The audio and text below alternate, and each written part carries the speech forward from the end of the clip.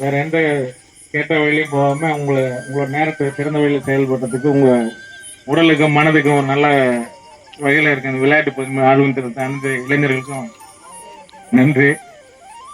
இதை தொடர்ந்து செய்யுங்க, நல்லபடியா செய்யுங்க. இளைஞர்களோட வேற வேறு பாதைக்கு செல்ல விடாம இந்த மாதிரி வேற படிப்பு பற்றிய நிகழ்ச்சிகளுக்கும் விளையாட்டு நிகழ்ச்சிகளுக்கும் இன்னும் அதிகப்படுத்துங்க.